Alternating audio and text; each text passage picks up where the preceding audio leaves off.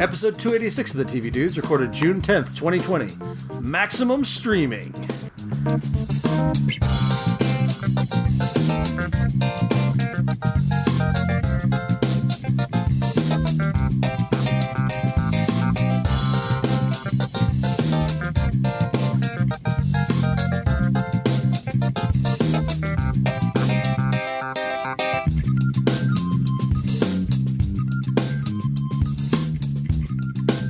Hey y'all, before we get started this week, we want to let you know that we're going to give you an escapist show from what's going on in the world right now as much as we can. But we're all very aware of what's going on, and we encourage you, if you have the means, to donate to Black Lives Matter, the ACLU Civil Liberties Fund, or another fund that will help move us all forward. Warner Brothers dropped a whole new streaming service on us, HBO Max, and we're going to talk about that, as well as their main original so far, Love Life with Anna Kendrick. We've also finally fallen for another streaming service with Apple Plus, and we'll talk a little bit about that and about Lauren Bouchard's Central Park that finally was the last straw that drew Randy in. Then we've got thoughts on Last Dance, the ESPN documentary on Michael Jordan that's also on Netflix. And because it seems kind of relevant to the time, we're going to catch up on last week tonight with John Oliver. But before we get to that, we're the TV Dudes. I'm Randy. I'm Kyle. I'm Les. So guys, we're going to talk a lot about HBO Max versus Apple Plus this week because suddenly that became a thing. We are also, like we said in the upfront, we're going to kind of try to keep this an escapist show for y'all. We're going to hit last week tonight with John Oliver at the end, so I'm sure we're going to hit some of the stuff that's going on in the world. We hope everybody is staying safe. We hope everybody is staying sane, and our thoughts are with you guys. So let's jump over and Kyle, let's kick it off with the power rankings. Oh my gosh, top of the hour, right? Again, can you believe there are still people on the internet telling you what they think of TV shows? You got IMDb, Metacritic, Rotten Tomatoes, all of them. They all do these percentage rankings, and we go and we rake through all the murk to see what people are saying about these shows and get like our definitive rating of all the shows we watch. And guys, we hit a milestone. We're up to 75 shows now. Oh, snap. We watch a lot of TV. We do watch a lot of TV. Yeah. Everybody in my life mentions it to me. This podcast is a great cover. This is all we've talked about. We know there's more shows we watch because we're always like, oh, we'll talk about that some other time. We'll talk about it some other time. So I'm wondering if we do something special when we hit that 100 show. Yeah, we're gonna rewatch all 100 after that. I think at the very least we ought to do it. We'll discuss it. There's going to be we ought to do some kind of madcap thing going back through the 100, something goofy and fun. Yeah, we will. Yeah. We'll brainstorm off mic. But for this week, we had obviously we took a week off. But we had 4 shows that we talked about last time, and we got them ranked. Yada yada yada. 1, 2, 3, 4. Guys, have you looked at this list already? Do you want to play the guessing game? I looked at the list. I guess I shouldn't look at the list before the show. I glanced at it, but it's Go for it. So, despite getting like super high Rotten Tomato scores, like totally on the other end of the spectrum than the other stuff, Patton Oswalt's I Love Everything, our 4th ranked from last week, but is 39 in our list of those 75 shows we've talked about this year, which is actually pretty high. That's interesting, though, because it's got a 100% rating on Rotten Tomatoes, and then a 63% amongst the fans and a 63% over on IMDb, which I'm like, is this just the incel vote dragging him down? Like, what's going on there? Actually, good eye, Randy. You notice that 63 carried over from IMDb? I did, yep. That is a 0 audience score because it's so new. Oh, okay, that makes a lot of sense. So we didn't get lost with Letterkenny and all the other HGTV goodness that we have down there in the murk. Yeah, this is what I've started doing, calculating these shows. And I do have to do an episode where we catch up on all those shows that kind of got lost in the wash, like Letterkenny. I like that as a fudge, Kyle. I think that makes a good sense. Yeah, and all I did there was I just copied its lowest score, which unfortunately was that really low IMDb score. But at least it doesn't give us a 0 to skew the ranking. I do feel, to be fair, I think Patton Oswalt, because he is so active on Twitter and so anti-Trump, that he probably has some people sort of bombing his review ratings. Like, you tell me the Probably. audience score is low, I'm like, yeah, I don't know that I buy this. People love Patton Oswalt. Yeah, he tweeted something Yeah. this week of like, I'm sorry for how awkward Thanksgiving's going to be, y'all. None of your grandparents are fans of me anymore. Well, they're just bummed they can't go to Denny's, right? Well, I guess they can go to Denny's now because everything's opening back up. Denny's is not the focus of this bit. That was good stuff. You got to watch that if you haven't. It's great. Yeah, so our third ranked show tied with Solar Opposites, which I really liked, from the Rick and Morty guy, not Dan Harmon. What's the other? Justin Roiland. Roiland. Yep. Yeah. Stargirl was our third ranked show from last week, or 2 weeks ago, in our number 32 spot. So still kind of in the same range. Yeah, it seems to be, as I look at the ratings, so it's, again, really high ratings on Rotten Tomatoes, 91%, and decently high ratings from the Rotten Tomatoes fan community, but sort of middling to what I would call a high D at IMDb and Metacritic. So there's some people who find it a little mediocre.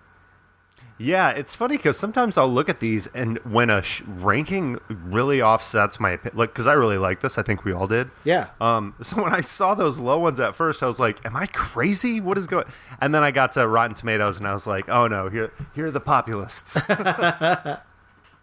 So then the second highest ranked show from last week in our number 22 spot, which that's impressive. Out of 75, that's pretty high ranking. It's good. Dead to Me over on Netflix. Impressive. That Yeah, which- Married with Children pedigree paying off. Which I think, Kyle, you were into, but I think Les and I are both, neither one of us are Both caught kind up of fell on. off. Yeah. Yeah. That's right. Well, I was surprised to see it ranked so high. I haven't gotten through the whole season yet. This is one that we've enjoyed, so we've been just kind of taking our time I with heard it. there's a death. I heard there's going to be I'm sorry, I don't want to spoil it. I will actually no. There's a good spoiler. They do something really cheesy and fun in the first. Actually, listen to our podcast. I think I probably mentioned it there, but You did. no, it's a lot of fun, and they really found a way to kind of flip it this season and give you kind of another angle to this story. But it's such a good turn for a second season. You go, all right, but what are you gonna do for the third season now? Like, okay, so I totally see how this kind of mirrors the first season, but what do we got for season 3? They're both dead, haunting the guy that killed them. That would be really funny if they come back as ghosts. It's like a ghost comedy, but like serious, and they have like It's like girl Grace and problems. Frankie woman haunting- problems. Yeah. Sorry. Such a misogynist over here. I apologize, ladies. Speaking of that, our number 1 show, Miss America over on FX. Mrs. America. See, every time. I am the problem, you guys. I am the problem. Mrs. America over on FX in our number 11 spot. Dang, getting feisty. Yeah, it's almost the top 10. Yeah. Funny enough, 2 spots behind last week tonight in our number 9 spot. Miss America, I'm not all the way caught up. I got up through episode 8. I haven't watched 9 and 10 yet, but man, such a good show. I'm glad it's so close to the top 10. I'm glad people are Fantastic. enjoying it.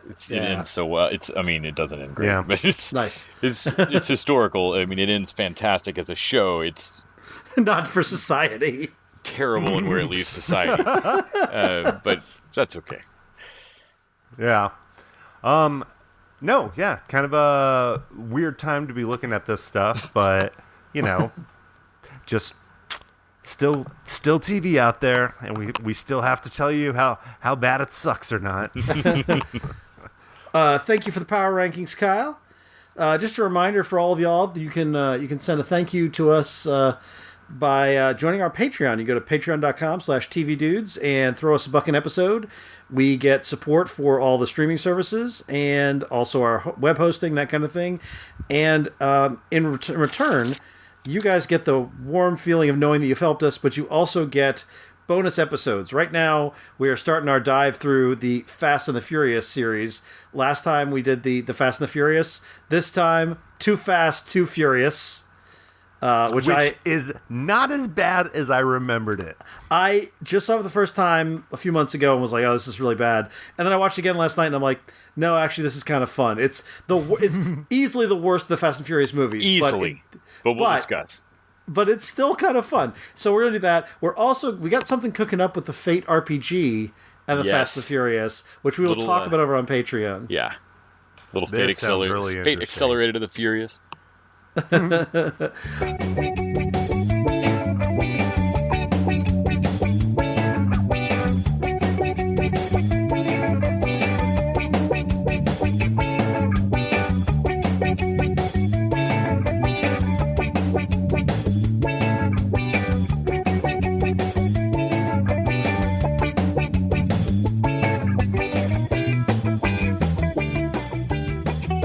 Okay, let's talk new business, guys. Oh, the meat of the show. You know, you've stuck around for the appetizers. You've had yourself a little cocktail, but now you wanna feast on some of that brisket. I was trying to think of a pun for a brisket. I was like, where are we going with this? Yeah, I know. Bail. Let's talk about Apple Plus versus HBO Max. I thought we were about to talk Mrs. Maisel or something.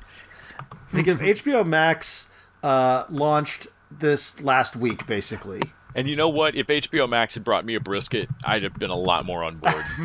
Honestly, if they'd even bothered to support either of the streaming service devices I have in my home. This is the weirdest. Last week, last show, it dropped as we were recording.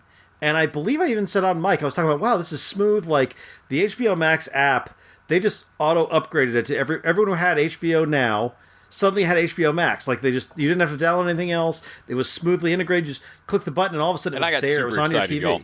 Yeah, and I was like, oh, that's great. And Kyle made the comparison off mic to, like, when Apple put that U2 album on all our iPads, which everybody hated. This was, like, the better version of that. And then I quickly discovered, and Les very quickly discovered, that they didn't have it on Roku.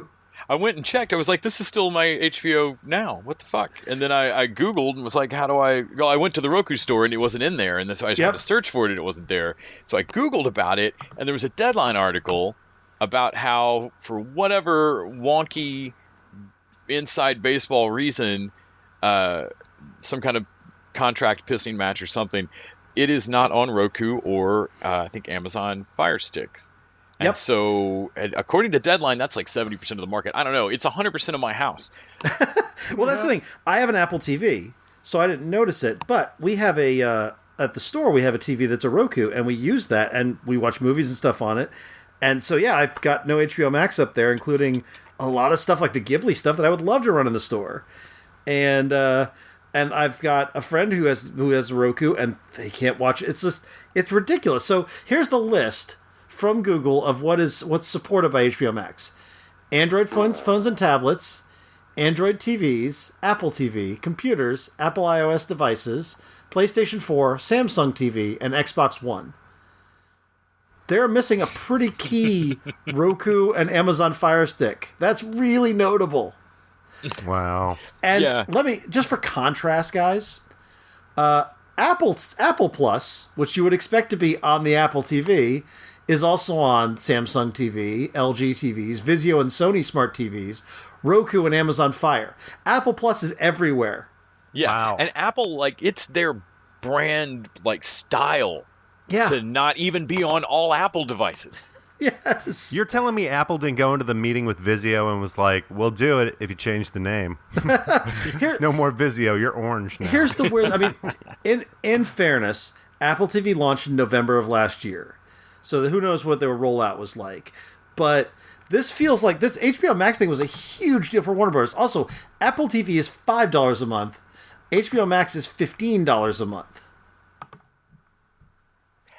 It's just insane to me. Also, HBO's not rolled their content out yet, so it feels a bit like they're just dribbling out. All their shows didn't drop all at once. I mean, I know we were all a little annoyed that Disney Plus put the whole catalog of like the next 2 years worth of drops up there, even though half of it wasn't there yet. But there was a lot of shit on Disney Plus immediately. Yeah. Half of what is on HBO Max right now is on HBO. Yeah. That's the thing. It's like, I already had HBO. Like, so one of the things I thought was an HBO Max show, I May Destroy You, I think is the name of it. It's an HBO show. Yeah. Like, I can watch it anyway. You know who HBO Max is competing with? It's Hulu. They want to be like a hub for your content and eventually like woo you in till it's like FX only on Hulu now, too cool for, cable anymore. But like that's what they want to have the content from a bunch of different places, so you stay in there and you go from watching a new show to a binge, yada yada. It makes sense. It's such a good. It's such a weird mix of content though. Like they've got Friends and Big Bang Theory, which I think is what they were counting on for their big like deep bench meal. Like Friends is a huge get. Like that was what keeping a lot of people on Netflix.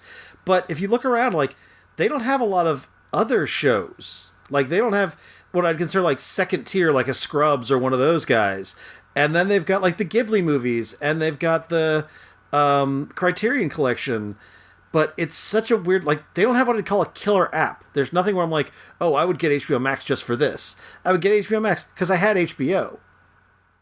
And as they get more, I mean, it sounds like they're going to fold in the DC app, or the new DC shows will be on there. Right. I mean, their killer show might arrive, but right now this feels like a soft launch. Like the first time that I joined TV Dudes and it was already a podcast that was out there. But the first time I ever had to like put a podcast on Libsyn or like a podcast service, I remember because I don't own any Apple devices, I couldn't find my Apple ID because I haven't used that thing in like, I don't know, 8 years or something. And I don't have iTunes on anything. And so I had to download iTunes, and because you got to get your show on Apple, like on iTunes, right? Right.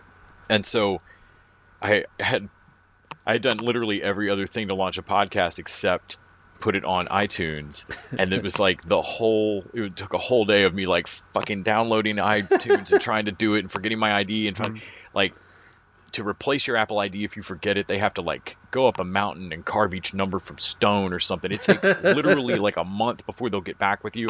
And they're just like, fuck you. You're just up shit. Anyway, I reached out to Grant and was like, hey, so what happens if I don't do iTunes? Like, how much of the market am I fucking myself out of here? And he was like, you can do that, but you shouldn't tell people you put out a podcast. Like, you didn't really like release it. You feel like there's an that's HBO how Max I feel about HBO Max. Is like HBO Max launched. Did it? Also, did it though? Also, we talked about Apple Plus, and they have like a dozen shows. And one of them is like the morning show with Steve Carell and Jennifer Aniston, and one of them has Jason Momoa, and one of them is M. Night Shyamalan. Yeah. One of them is Lauren Bouchard's from Bob's Burgers. They've got a Beastie Boys documentary. They've got all this shit. Yeah. And they're $5 a month. And then you look at Disney Plus. Disney Plus had a wide array of like old content, but the key thing was that their killer app was Mandalorian, and it was a smash all hit. The Star Wars and all the old. I mean, there's so much on Disney. I feel like HBO Max needed one amazing show. Like, you should have a show that you believe in so much, like, oh, people will buy this just to watch this show, and they will spend $15 a month just to watch this show, and they do not have that. Perfect example is Shudder and Joe Bob and The Last Drive-In Show. Like, Yeah. I buy it exclusively for Joe Bob and then stick around for more of their content, and I know a ton of people who do the same thing. Yeah, they all need. I mean, Netflix has those shows constantly. They're always having a show that's like, oh, well, you'd buy this just to watch Avatar again, right? Or you'd buy this just to watch the Witcher. Yeah, and Altered Carbon.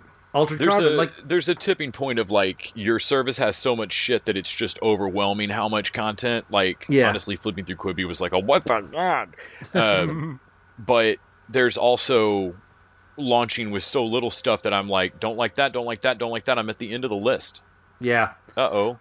And I feel like HBO Max was too early in this stage. Like, this feels like a soft launch. They should have only invited like first cousins to it most. I agree. And I'll also say this: Quibi has a stronger launch than HBO Max. Except Quibi's got that, a better lineup right now for me. like HBO Max, you can't watch Quibi on your fucking Roku. Well, I can through Hulu. Sick burn. But because I know HBO Max is going to expand, and I know how much I hate the get this service through this other service. Yeah. Kind of, it's you're getting it with blinders on, and it's annoying. I don't want to do HBO Max through Hulu. Which is the only way to get it, as far as I can tell. This feels like cable, you guys. It feels like my neighborhood has this AT&T, your neighborhood has Roku. Like, we can't all watch the same shows now. You don't have NBC anymore, fuckers. We got to go get you a splitter box, man. We're gonna leech it from your neighbor's house. Yeah, it's weird, and I feel like. And here's the other thing: I'm waiting for Peacock to come out and find out that I wasn't going to try Peacock, but now I'm like, man, they're going to have like News Radio or something on there, aren't they? Because they've got HBO Max only has like Friends, but they don't have a ton of the NBC shows. Peacock is going to have a wide array of old stuff on it. They're going to put like all the night courts on there or something like that. Yeah, and they're going to get us. They're going to get us. If they had a Sorkin exclusive on Peacock, yeah, ooh, that would get people to go subscribe. Otherwise, I'm like, yeah, Peacock, come on, you're a little late. It even sounds awful. I just don't want to. Also, I found myself already with HBO Max. Apple TV started it. I already have a chip on my shoulder about Apple. But with HBO Max now, there's very much, in order to not feel the buyer's remorse, or not buyer's remorse, but like fear of missing out, like, oh, there's a new shiny streaming service, I want to have it. Yeah. I have to just like, I don't have Apple TV, so white noise, fuck everything about any show I've heard about it on Apple TV. And like, I don't really have access to HBO Max without hooking in my computer and stuff, so like, I hear you making noises that sound excited, but I don't care. And like, no, it was like when The Walking Dead was happening in real time, but I didn't have cable, like, none of the spoilers made any sense to me because I had no context for it. Yeah. You know? I'm like, that's a thing that you're talking about. I don't know. Yeah. Yeah. If you don't have a streaming service, it's pretty easy to just kind of, like, you know, float right on by and miss everything. Well, right now, talking about like a Mandiluvian or something. I don't know. Right now, I feel like I'm gathering streaming services. So I've got Disney Plus and Hulu and Netflix and Prime and Apple Plus and CBS All Access and HBO Max and Quibi, and I feel like I'm gathering everything up. And I feel like it's gonna be time to start shedding pretty soon here. Loom of content. And there's so many there's so many things I can look at and go, well, I could ditch that and I could ditch that. Honestly, HBO is really lucky that Lovecraft Country is coming out in August, because otherwise I'd be looking at it like, nah, fuck that, I don't need this show. Yeah, I want that. I want to see that. Damn it. Yeah. Damn it. But no, HBO, you got to get that John Oliver in. Yeah, that's true. That's the one pull. But I already have that on regular HBO. So like, what does it need to be to the max for? Can you imagine if they had done a thing, and I'm sure this is why they didn't do it, if they'd done a thing where they were like, yeah, it's $15 for HBO, but for $5 so much it's HBO Max. No one would sign up for it. Yeah. HBO Max adds nothing. I mean, it's great they've got the Studio Ghibli movies. It's great if you're a Criterion head, but in general, it's not worth it. HBO Elements. So, having said all that, let me say that the original show that's on HBO Max, we were talking about the two of them. There were three sort of launch shows. One of them I've come to really like. I wouldn't buy a service to get it, but I'm kind of glad I have it to watch. And that is Love Life, which is it's Anna Kendrick. Now, folks at home, I meant to warn you to be sitting down, because the shock that Randy loves an Anna Kendrick show is enough to fuck your blood pressure up. So I hope everybody was right. That's prone. True. It's funny. Somebody was asking me, "Oh, you're watching that? Do the other guys on the show like it?" And I was like, "I don't know, but I'm pretty sure Randy likes it." Like, I don't know anything about the show. I just have a feeling. So, Randy, I'm interested to hear your thoughts about it, because it is similar to a show that I liked more that has been canceled, and I don't have a thing for Anna Kendrick at all. So the guy who wrote this also wrote a movie called In a Relationship, which I've not seen, but he's a fairly new. He wrote one episode of Stand Against Evil. He was crew on The Dictator and Goosebumps. Like, he seems to be a very new creator. Okay. So my bar for romantic comedy is pretty high at this point. Like, if you're not going to give me The Big Sick or Amazon Prime's Modern Love, or Easy or Love from Netflix, then fuck off with all that shit. And Love Life is not that, especially as it sets out. It is an interesting concept. It's got a little bit of that 500 Days of Summer vibe. It's got a narrator, and it's about Anna Kendrick is playing this New York apartment dweller who has not really had a very successful love life, and she's having her first major relationship. And then each episode, it's sort of an anthology. Each episode sort of focuses on her relationship with another guy as it gets increasingly serious. And then in like episode 5, we get a flashback to her first like high school relationship that fucked her up. And it's got a little bit of that High Fidelity, which is another show, which again, that's the high bar and it's not hitting that bar, but it's trying to. And what I found after watching the first 3 episodes was I'm like, I like this, but if I didn't like Anna Kendrick, I wouldn't watch any more of it. And then after watching, I guess 6 of them, because I think they're dropping 3 at a time, I was like, ooh, 3 at a time. Yeah. That's an interesting model. I was like, after watching the 4, 5, and 6, I was like, oh, okay, now I'm in, and now I can't wait to see how this all wraps. So it does get better as it goes along. I don't know if it's going to land in that place that like Love and Easy and High Fidelity did for me, but I feel like now it's a possibility, and I didn't think that when I watched the first 3. Les, where did you come down on this? So I only watched the first one, and it is not it's not so cringe that I couldn't get into it. There's sometimes we watch shows where it's so little humor and so just awkward sad that I can't do it. Yeah. And this wasn't that. But and I was impressed with some of the interplay between her and her girlfriends, and like some of the moments were really, really nice and real. There's something for me about Anna Kendrick. I have really liked her in some roles, but I find the first act of every movie I've seen her in, it feels like you're trying to win Anna Kendrick over on being in the movie. and it's like or win her character over, like you've got to talk them out of their shell to be in the movie. Yeah. And I get that that's kind of her shtick, but it actively doesn't work for me. And when it does, it's been great. Like I've really loved her in a couple of things, but she's not a slam dunk for me. And so, can I tell you one of the other issues I have with Anna Kendrick is that I don't think she realizes she's hot.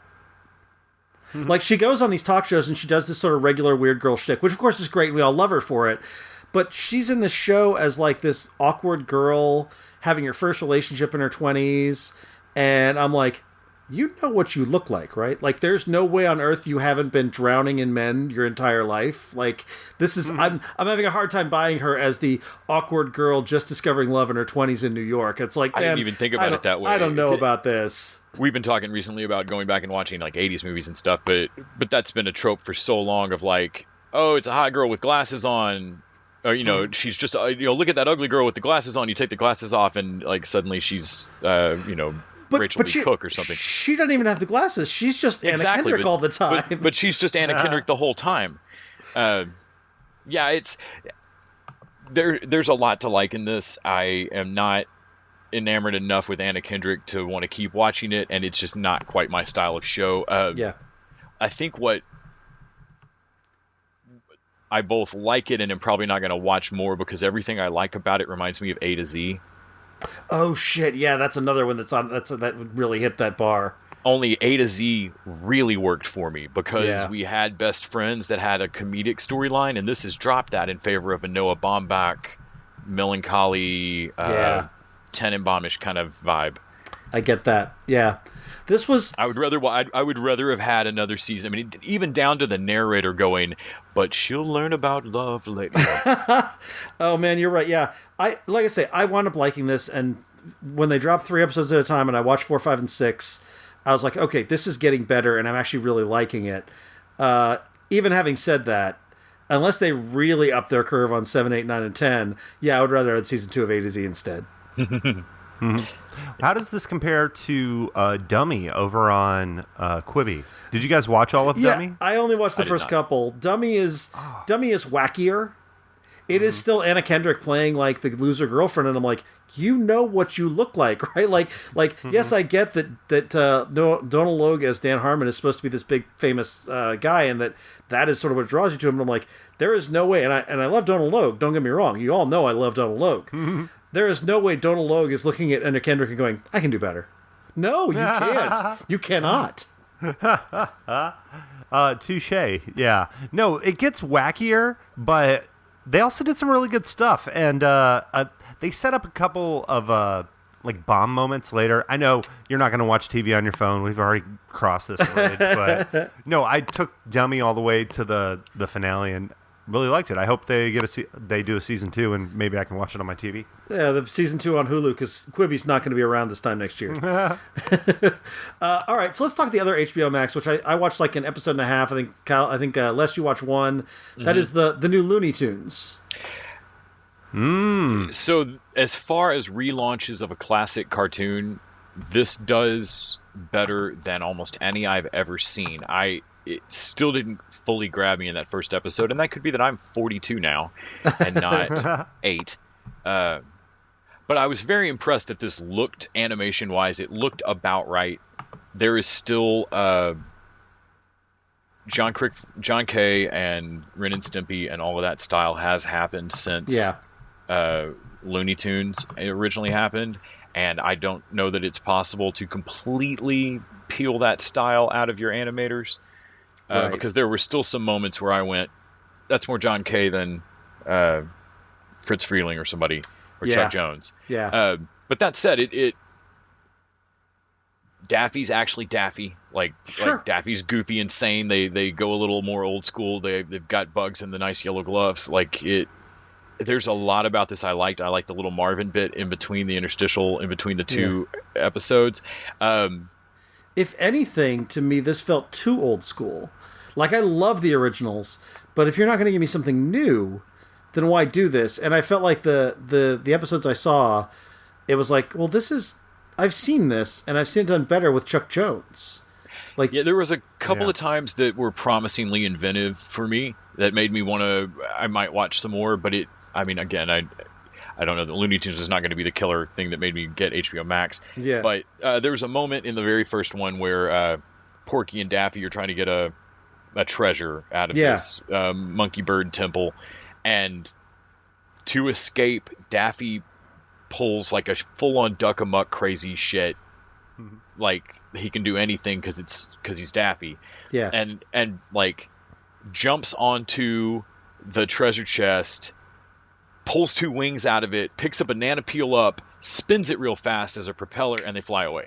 Yeah. And I was like, okay, that is so out of the blue nuts. That's what I pay to see on Looney Tunes. I think I was oversold on this. I wasn't going to watch them because, again, I've seen Back in Action. I've seen. I don't know if you guys remember the extreme Buzz Bunny shit that went on. That's what I'm saying. Like, I've tried every time they've tried to bring this back. Space Jam, like Tiny Toons is it. That's it. And now this, like this feels like the new DuckTales relaunch to me. Oh, okay. I don't know that I'm going to go fight tooth and nail to watch all of them, but I'm glad they're out there and it seems very well done. So that's about the level I'd say they're at. But I was sold on this because I wasn't going to watch it, and then some people were like, "Oh, these are so good. They're like the Pixar shorts, even that Bao one that everybody loves." And I'm like, "Oh, wow, they're really good." And I watched them, and I'm like, "Nah, man, they're not that level. No, they're fine. They're definitely not Pixar short level. They're not even. I don't think Roger Rabbit." Baby in the kitchen level. Yeah. No, they're fine. They're better than they have any right to be, but I don't know if that's... They are better than they have any right to be. You guys notice the big exemption from these? Have you guys heard the controversy with the new Looney Tunes? No. They took the guns away from Elmer Fudd and Yosemite Sam. So now they have walkie-talkies instead? Actually, in this screenshot, he's got a freaking sickle. He looks like the Grim Reaper. It's Elmer Fudd. You know what else? I bet we don't have? I bet Speedy Gonzalez didn't make the cut. Oh, I bet you. Poor guy. And Pepe Le Pew does. That's probably... Oh, Pepe Le Pew probably shouldn't either. Yeah. Me Pew. Interesting. Oh, nice. I feel like probably some of that stuff is a little of its time. I don't know.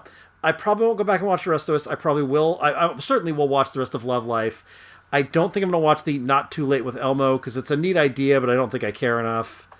Yeah, that's a neat idea, but it's definitely not for me. I assume somebody will let me know when they're done with the soft launch and are really on like Roku and Amazon. Yeah. And I also feel like we'll get to that point. When the Green Lantern and that kind of shit comes on. Yeah. What's the other one? Lovecraft Country. Here's your Elmo show. You just give Tickle Me Elmos to babies, and it's like America's Funniest Home Videos of like babies giggling to that toy. Well, Every week, tune in. I think in July we're going to see the Doom Patrol Season 2 drop on HBO Max, and then I'll be excited to have HBO Max. Yes, same. So let's jump over to Apple TV Plus or Apple Plus just for a second here. I know you guys didn't get a chance to watch much of it. Les, you weren't sure you could watch it. Which we've discovered it does play. Will play on Chrome, it appears. So I will be watching some Beastie Boys probably this evening. Yeah, we might talk about Beastie Boys next week because that documentary is so good, and we may talk about some other stuff. Apple Plus has a wide array of shows, and I've watched a couple. They're all well done. Even Morning Show, I watched like the first 4 or 5, and it's okay. It's not my thing, but it's okay. It's all well produced. It all looks expensive. It all looks like somebody put some effort into it. But what finally got me was there was this ad for Central Park, which is an animated show.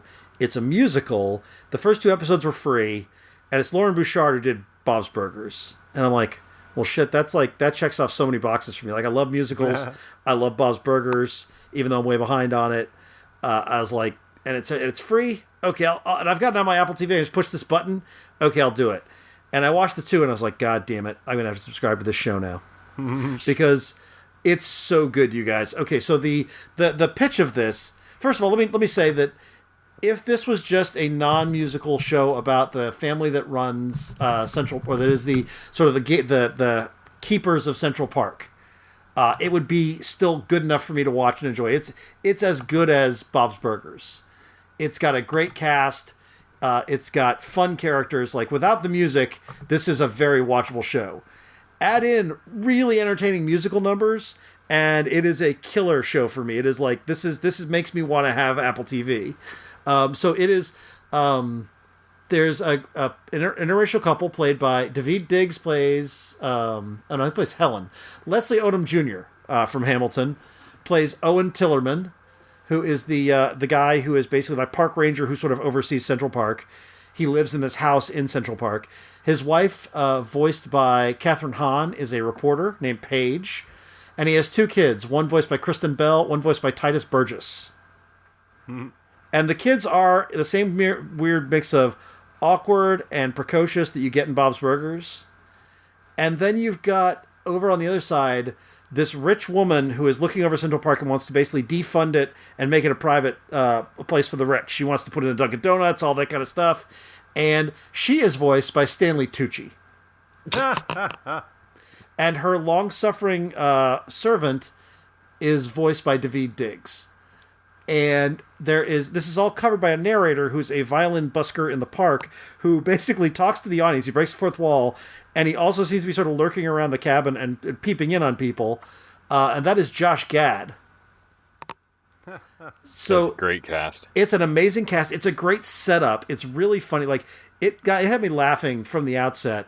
And then they do this stuff that's about sort of public park funding and the weirdness of Central Park in New York. There's a sequence with like a bunch of roller dancers that have a feud with Owen. There's city politics stuff going on. There's a missing dog. There's like all this stuff that feels like they're building the same world, the way they built Bob's Burgers, the way the good animated ensemble builds, and they've got these killer musical numbers too. It's super well done. I actually think it's better than Bob's Burgers, which is crazy to say 3 episodes in, but I would say for me, I think I'm more likely to keep watching this, as I know I've dropped out of Bob's Burgers a little bit because they all sort of be like, oh, I've kind of seen the shtick, I get what they're doing. But Central Park, they're sort of building an arc of what's going on with this rich person versus the slobs versus the snobs classic thing. And man, yeah, this blew me away with how good it is. It is ranking on, I could see it being into my favorite shows of 2020.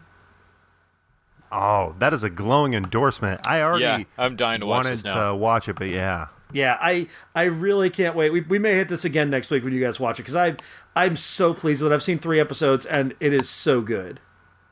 Yeah, just scrolling through all of the other I can't believe how many shows are on Apple TV, which is nuts. But it looks like they have done a new Fraggle Rock show about social distancing and isolation. Oh, wow. Where each Fraggle is stuck in their own cave, but they are still finding ways to be together. Interesting. And wow. I am going to have to watch a little bit of that. That's great. That's great. If that's favorite Fraggle Rock. It's weird because Apple Plus, we kind of wrote them off as a joke early on, and as I look at them now, I'm like, you know what? They're stronger. I mean, in fairness, they've been around for like 8 months, but this is a stronger streaming network than HBO Max by a wide margin. You know who else they partnered with? I don't know if they've produced any content yet, but Oprah. Oh, yeah. Yeah, there's a bunch of Oprah stuff on here. I'm seeing there's like an Oprah book club and some other Oprah thing. Yeah. All right, so let's jump over and talk about ESPN and Netflix. And Kyle, talk about Last Dance. Yeah, so this is a collaboration between ESPN and Netflix, and I think the way they're releasing it is it's first going to ESPN, so you have to be a cable subscriber of some type. It's pretty easy to get ESPN at this point, if you got a parent's login password or something. But I'm thinking it's eventually going to go to Netflix, so this is probably a little premature, but this is the story of Phil Jackson and that historic Chicago Bulls team. Wait, you guys, you're big into sports, right? You know how I love sports. Marble racing is my thing, my jam. Oh my gosh. This is the Scottie Pippen thing, right? Actually, they do have a Scottie Pippen episode in here, which is pretty great. Surely they've got to, right? Let me lay this out for non-basketball fans. If you have no clue what we're talking about, I've been kind of burying the lead, which is this is essentially a documentary about Michael Jordan. You get watching this and you realize, wait, did I read a Michael Jordan biography at some point in my life? Because all these anecdotes, all these stories, like, have either seeped their way into pop culture, or if you're a kid of the 90s or, lived through that time, you just probably remember a lot of these stories and know a lot of this stuff.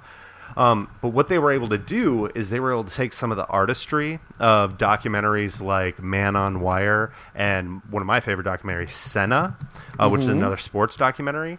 And they were able to lay out this narrative of what this basketball team, this coach, and this superstar player, Michael Jordan, were able to accomplish over the course of, essentially the later half of the 80s and the early half of, actually up till 98. This is because what they have, kind of their crown jewel to this documentary, is that during the 1997-1998 Chicago Bulls season, a camera crew was given access to the whole team, everything, including Jordan. And they the reason, well, I don't know if it's the only reason, but this season was deemed the last dance by Phil Jackson, the coach. And the whole thing was there was a lot of disagreement with the management, or at least that's how the story played out on the media. When you get to the very end, you get some kind of like, well, I'll get to that at the end because it's really interesting how they ended it. But they called that last season the last dance, and essentially what they did is they had kind of hit these two huge milestones, 3 NBA championships back to back. And then they were going for another 3. So doing 3 in a row was just historic. And then they were going to do it twice. And the double three-peat. Yeah. And what they do to bring in people who aren't interested into sports and to really captivate people who may not know a bunch about the story or just, haven't heard the story in a long time, they do some really dramatic things. Like, something I noticed that gave me goosebumps the first time it happened is you're constantly switching between that final season, The Last Dance, and earlier in Michael Jordan's career or the Chicago Bulls' career. You get a whole episode kind of laying out, where Michael Jordan comes from. You got a whole Scottie Pippen episode that'll just give you so much respect for him. There's even a really great Dennis Rodman episode where they make it a point to show you how good of a basketball player he was. That he was able to get away with the type of behavior he was and still remain like a superstar, at least for the time that he did. Right. But one of those dramatic devices is as they're going to these flashbacks, you see Jordan with his teammates. And you find out at a certain point, basketball, it's in the 80s, people are really rough. It's not like today where you've got flagrants and fouls being called for, things that seem like, people acting. Like, people were literally getting lips busted open, bleeding on the court, that type of stuff. I can't remember who it was in the early 90s. I remember seeing play with a plastic mask over their cheek or something. I asked my stepdad, who's a huge basketball fan, like, what happened? And he was like, oh, yeah, he got caught with an elbow and it cracked his cheekbone. Like the peak of his cheekbone. And I was like, how friggin' hard do you have to get hit with an elbow in the face? And so it was healing up, but he had to wear like a Phantom of the Opera plastic mask. So like, yeah, And basketball's a rough friggin' sport. Well, and kind of the whole story of Michael Jordan is he was a guy who felt like he could do it all. And he got to this point where his coaches and his teams were like, listen, you're only going to win a championship if you can get everybody else to play as good as you. Like, it's not good enough being the MVP every year. Like, you can do that if you want, but if you want to win championships, you got to bring everybody up to your level. Which meant he was kind of a dick to everybody on his team. So you get all these like where they now interviews where they're talking about, oh yeah, he punched me, or he yelled at me, he called me this, and it's funny. And the story pretty much goes, anybody who stood up to Jordan became a legend. Like the coach of the Golden State Warriors, who they've won 2 or 3 championships recently. He was on that 97, 98 Bulls team, and Michael, he straight up punched Michael Jordan in the chest, and Michael Jordan hit him in the face, and all in a practice, just things are getting heated. He was pushing him, and then he just pushed back. But you get all these interviews. Well, then as the thing progresses, players get traded. So somebody who Michael Jordan was mouthing off to on his team, all of a sudden an episode starts. No, they're on the opposing team during the NBA Finals, and they know his playbook. They also got this grudge with them. They're like, yeah, we don't talk anymore, And now the story becomes this whole thing, and you get kind of these dramatic turns as literally in Game of Thrones when you find out somebody was back crossing somebody else. Now this guy's on this team now.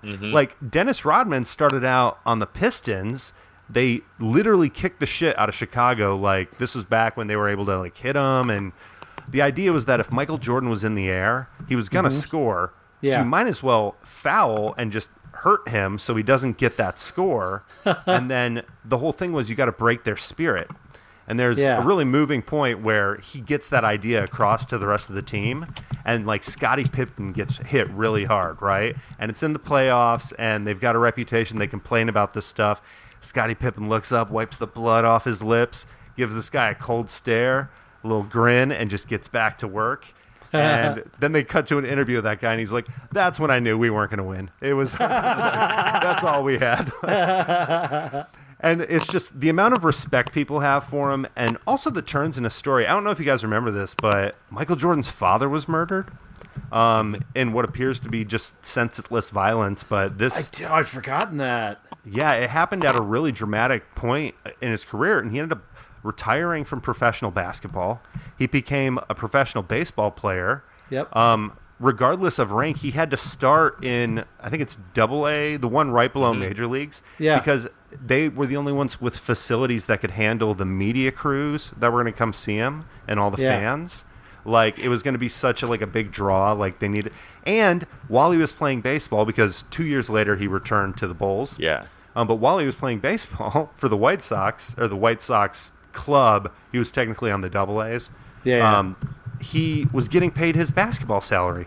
And when That's they asked so crazy. They go, why'd you still do that? And he goes, Michael Jordan was underpaid his entire career. He never saw a fraction of the money he brought in from people buying, all the money the Bulls got from people getting the tickets and buying the merchandise and all that happened stuff. to him as a draw. Yeah. I mean, shit, the Mavericks sucked and would sell out games when the Bulls, when the Bulls played. It's you could go to see Jordan. Mm-hmm. Also, during a finals run, his personal assistant and his trainer were with him real late, and he was like, I'm hungry, I gotta get something to eat. Everything was closed. They ordered a pizza. I guess these people took a gamble. They poisoned the pizza. Oh, Jesus. He was in Utah during the playoffs, and I don't know if they poisoned it, but he got food poisoning from a pizza. And when it was so shady how they delivered it, they're like, oh, we're certain that pizza company did something. But anyways, he gets food poisoning. The next day's the game. He plays the game, and actually, I think they win the game. But it was I remember a couple times where he played sick, either with the flu or food. Pretty insane stuff. And they also had a really dramatic moment where Scottie Pippen was playing in, I think it was this 97-98 finals, with a back injury. So he would be out on the court for 5 minutes. Then they would take him out of the game. He would go into the locker room. He would get a massage. They would do a painkiller or something. They would just rub his back. Then he'd run back out to the court, play 5 minutes till he couldn't stand it anymore. Then he would go back, and they just did that all night long just to keep him out. And Jordan goes, "You're better out. You're more good to us out here than you are in the locker room." They called it being a decoy whenever they'd have to play like that. It's like, I'm just out there. I'm a decoy, you know? And gosh, there's so many anecdotes. No way I'm going to get through them all right now, but they just do such a great job of parsing it out. And then you get to the end, and it's really impactful because it just ends. Like, they get to the end and they're like, yeah, so they just didn't renew these contracts. Nobody came back. And that was it. Arguably the greatest basketball team ever just ended because nobody started it back up.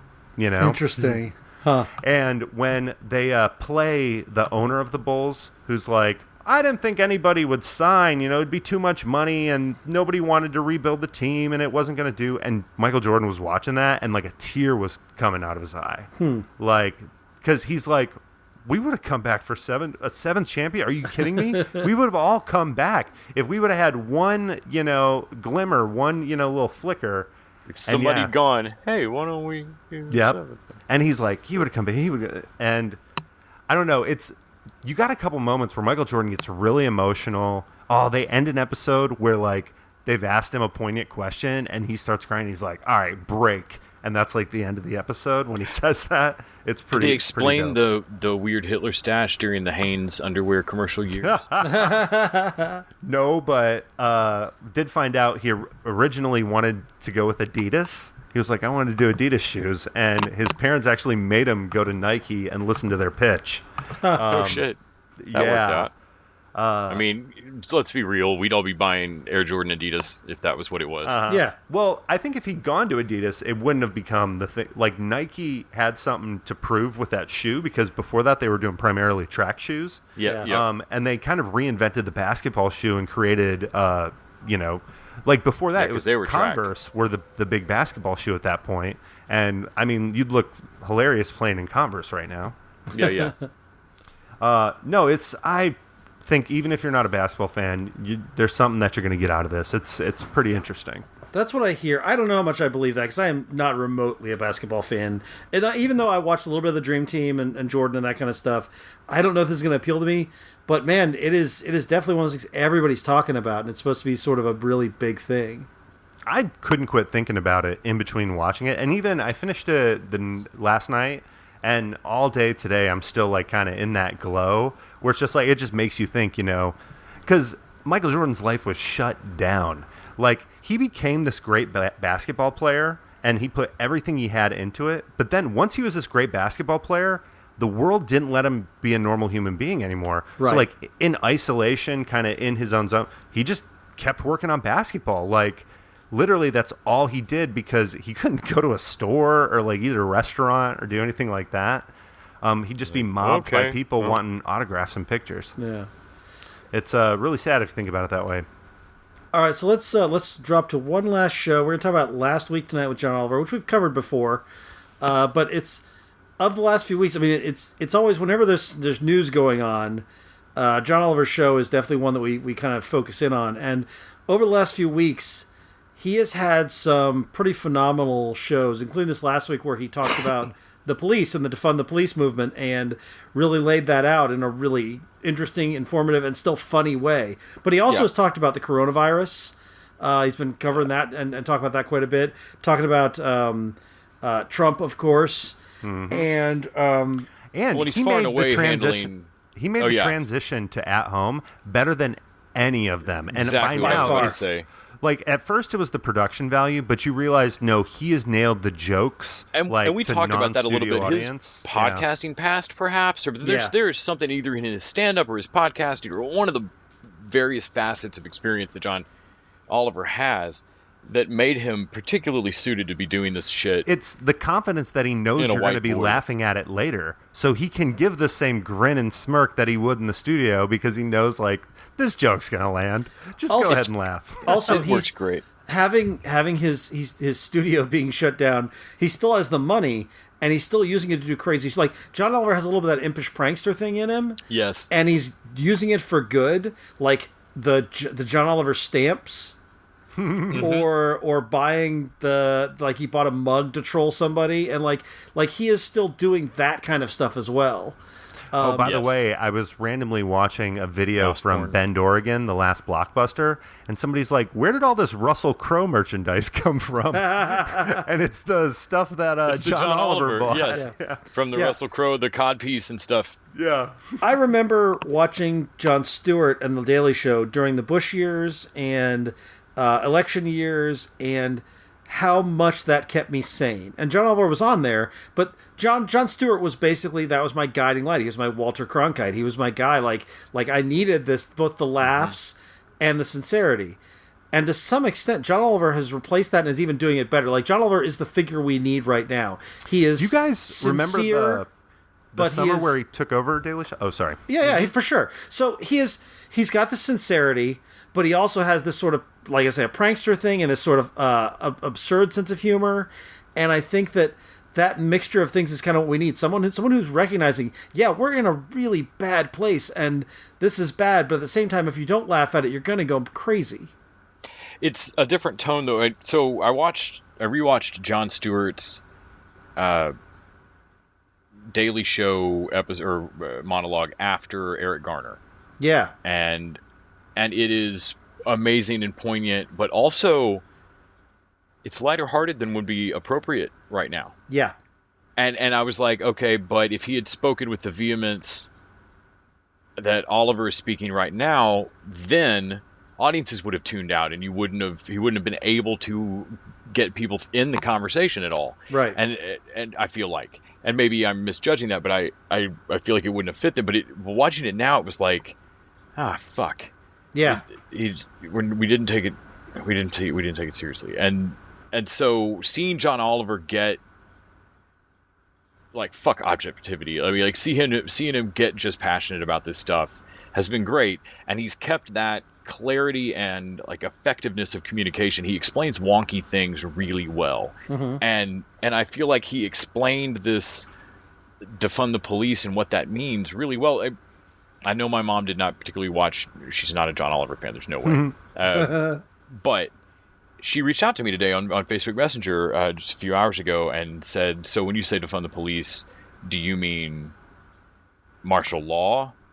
Well, actually, or do you mean? Do you guys want to get into that? Because he gave a pretty simple explanation. Well, that's the thing. So I was able to answer my mom back okay, so no, defund the police is not exactly an accurate statement, but it is. We're not going to derail this by arguing the semantics of the hashtag. Exactly. Yeah. And then I went down the list. Like, what we're talking about is the fact that police have resisted every form of reform forever. And so I don't believe there's any systemic reform package that can be done. And I'm looking at Camden, New Jersey as the example of firing everyone and starting over. Can I give kind of the simple defund the police, like for people who are listening who want just kind of like to their friends who are like don't understand the difference between the hashtag and the issue? Are you just talking about the purge? No. Yeah, no. Well, the thing is, go show them John Oliver's video. That's what you show them. Oh, that's true. Well, that's the point. I was going to say the police are doing a lot of stuff that they shouldn't be doing in the first place. You can go down the list, and the idea isn't that we would take money away from the police. It was that we would use money we're using for police to take care of those services, like mental health. Like, heck, in my neighborhood, police get called out for trash. Like, literally, they have a truck, and they come by once a month and pick up mattresses people dump on the side of the road. They're just bulk pickup, but armed? Yeah, exactly. Armed bulk pickup. Wow. And if we don't want so Texan. soldiers doing this, then, maybe we have the soldiers just be the gun people over there holding the gun stuff. Yeah, but he does a really good job of giving that simple explanation when people need easy ways to talk about this with folks who want to be hostile right now, frankly. But the other thing, though, it's not... Because you can make it sound like homework, I think, and that's the danger of people, like, if they aren't watching John Oliver, they're like, I don't want to hear 20 minutes on tax codes or what. It's quite funny. But it's so funny. It's so funny. It is a beautifully paced thing. It is better than a TED Talk. Yeah. For sure. Yeah, That's a tagline. I'm always impressed with him. This one particularly explains something that you need to know about this week because shit's changing fast. Yeah. There is a national conversation happening right now about how to actually change, of just not accepting this idea that like, oh, well, we have to live under cops the way they are. Yeah. Because what could possibly be done about, like, no, who else would we ask? We are all of the grown-ups here. Yeah. And that national conversation, to being part of it, is something that John Oliver will help you keep up on in a way that does not require you to read a book. I'm just talking about watching 20 minutes of TV, and you can do that, and it's funny as shit. This week in particular was amazing because he ends with a clip from a woman named Kimberly Latrice Jones. Oh, it's amazing. And she is an author of a young adult book, I Won't Die With... or I'm going to get the name wrong. She's a YA author or co-author. Definitely go check her book out. You can look her up on Amazon. You can look her up on YouTube, though, and see the whole 6.5-minute clip. John Oliver plays the end of it. It is phenomenal. Absolutely phenomenal. The full 6.5-minute thing is... I've never spoken past 5 minutes and not teared up at anything I care that emotionally about. There's no way watching her. I just kept thinking... There's no fucking way I could have done that as well as she. Yeah. Not just she not only makes a great point, she is the exceptional public speaker who ought to be delivering her point, and that is a rare combination. I agree. I assume she's VP now. I did think that was a classy way of like using her words and giving her his platform to close out the night. Obviously, I'm not like patting him on the back. Like nobody should do that to get a pat on the back. But it is kind of hard because you're like, what can somebody say who's not directly affected by this? Right. And I think the best we can is like seek out those voices of those people like her who speak with conviction from the heart and with all that like raw emotion. Because it's funny that you mentioned the thing about how Jon Stewart didn't give a strong enough response. That is, Yvette Nicole Brown was on local news in LA. And they asked her, like, do you guys want to talk? The police commissioner wants to talk with Black Lives. And she goes, nobody wants to talk to the police. We're done talking. He's had plenty of time to talk. Like, nobody wants to talk to the chief of police right now. Like, that's over. I think that's kind of where we're at with this. Well, something interesting. My wife and my kids don't really watch a ton of TV. My son watches YouTube. My older kid occasionally watches TV with me. And my wife really does not watch much in the way of anything. But when I turn on John Oliver, my wife and my older teenager will both make a point of being in the room to watch it. And this time, as I was watching the police one, my 13-year-old, he kind of wandered in too, and they both sat down and watched it. And I'm so glad that they both watched it with me. And they both watched all the way to the end, and we're just kind of like, we're all just kind of sitting there stunned by it. Like it's very powerful, and it speaks to, like I say, my son's about to be 13, my oldest kid is 17, and I think John Oliver speaks to a pretty wide variety of voices, and it's almost a shame it's on HBO and not on like a public access somewhere that people can easily see. Kind of like Sesame Street on on HBO. Yeah. Like, gosh. Because it's such an important voice, and it's such a good show. But the fact that it's on HBO means that he has the expertise, the research staff to really put these things together, the production values when he's not broadcasting from a white void. And you know what else? And they do a good job of putting the clips on YouTube. I was going to say, you don't get that show experience. Same with... but... Bill Maher, if you guys are a fan of that, like you can pretty much watch most of his show online. Yeah, if you want like a much angry, like same opinion, just like dialed up way more. I have notable issues with Bill Maher at this point. But no, yeah, you can. I used to string together all of the like 3 parts of Oliver's show from the YouTube clips. It's not the same experience, but you could see the and now this from last week, and you could see the main point, and you could see the opening monologue. You just had to piece it all together. Yeah. But it's a great show. I'm glad it's around. I'm glad that they're on right now. I think that's really important. And I think this week we had discussed. Is that the last show we're? That's the last show on the list. Yep. So I think this week we should just end with that same audio of Kimberly Latrice Jones, who you can go look up on YouTube, and we'll just go out with that. Yeah.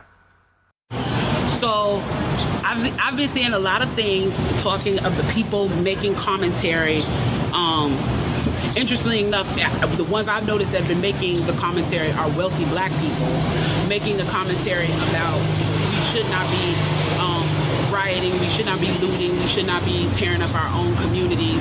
And then there's been an argument of the other side of we should be hitting them in the pocket. We should be focusing on the blackout days where we don't spend money. But, you know, I feel like we should do both. And I feel like I support both. And I'll tell you why I support both. I support both because when you have a civil unrest like this, there are three types of people in the streets. There are the protesters, there are the rioters, and there are the looters. The protesters are there because they actually care about what is happening in the community. They want to raise their voices, and they are there strictly to protest. You have the rioters who are angry, who are anarchists, who really just want to fuck shit up, and that's what they're going to do regardless. And then you have the looters. And the looters almost exclusively are just there to do that, to loot. Now, people are like, well, what did you gain? Well, what did you get from looting? I think that as long as we're focusing on the what, we're not focusing on the why. And that's my issue with that. As long as we're focusing on what they're doing, we're not focusing on why they're doing. And some people are like, well, those aren't people who are legitimately angry about what's happening. Those are people who just want to get stuff. Okay, well then, let's go with that. Let's say that's what it is. Let's ask ourselves why in this country in 2020, the financial gap between poor blacks and the rest of the world is at such a distance that people feel like their only hope and only opportunity to get some of the things that we flaunt and flash in front of them all the time is to walk through a broken glass window and get it. That they are so hopeless that getting that necklace, getting that TV, getting that change, getting that bed, getting that phone, whatever it is that they're going to get, is that in that moment when the riots happen and if they present an opportunity of looting, that's their only opportunity to get it. We need to be questioning that why. Why are people that poor? Why are people that broke? Why are people that food insecure, that clothing insecure, that they feel like their only shot, that they are shooting their shot by walking through a broken glass window to get what they need? And then people want to talk about, well, there's plenty of people who pulled themselves up by their bootstraps and got it on their own. Why can't they do that? Let me explain to you something about economics in America. And I'm so glad that as a child, I got an opportunity to spend time at Push where they taught me this, is that we must never forget that economics was the reason that black people were brought to this country. We came to do the agricultural work in the South and the textile work in the North. Do you understand that? That's what we came to do. We came to do the agricultural work in the South and the textile work in the North. Now, if I right now decided that I wanted to play Monopoly with you, and for 400 rounds of playing Monopoly, I didn't allow you to have any money, I didn't allow you to have anything on the board, I didn't allow for you to have anything. And then we played another 50 rounds of Monopoly, and everything that you gained and you earned while you were playing that round of Monopoly was taken from you. That was Tulsa, that was Rosewood. Those are places where we built black economic wealth, where we were self-sufficient, where we owned our stores, where we owned our property, and they burned them to the ground. So that's 450 years. So for 400 rounds of Monopoly, you don't get to play at all. Not only do you not get to play, you have to play on the behalf of the person that you're playing against. You have to play and make money and earn wealth for them, and then you have to turn it over to them. So then for 50 years, you finally get a little bit and you're allowed to play. And every time that they don't like the way that you're playing, or that you're catching up, or that you're doing something to be self-sufficient, they burn your game. They burn your cards. They burn your Monopoly money. And then finally at the release and the onset of that, they allow you to play and they say, okay, now you catch up. Now at this point, the only way you're going to catch up in the game is if the person shares the wealth, correct? But what if every time you share the wealth, then there's psychological warfare against you to say, oh, you're an equal opportunity hire. So if I played 400 rounds of Monopoly with you and I had to play and give you every dime that I made, and then for 50 years, every time that I played, if you didn't like what I did, you got to burn it like they did in Tulsa and like they did in Rosewood, how can you win? How can you win? You can't win. The game is fixed. So when they say, why do you burn down the community? Why do you burn down your own neighborhood? It's not ours. We don't own anything. We don't own anything. Trevor Noah said it so beautifully last night. There's a social contract that we all have, that if you steal or if I steal, then the person who is the authority comes in and they fix the situation. But the person who fixes the situation is killing us. So the social contract is broken. And if the social contract is broken, why the fuck do I give a shit about burning the fucking Football Hall of Fame, about burning a fucking Target? You broke the contract when you killed us in the streets and didn't give a fuck. You broke the contract when for 400 years we played your game and built your wealth. You broke the contract when we built our wealth again on our own by our bootstraps in Tulsa and you dropped bombs on us. When we built it in Rosewood and you came in and you slaughtered us. You broke the contract, so fuck your Target. Fuck your Hall of Fame. As far as I'm concerned, they could burn this bitch to the ground. And it still wouldn't be enough. And they are lucky that what black people are looking for is equality and not revenge.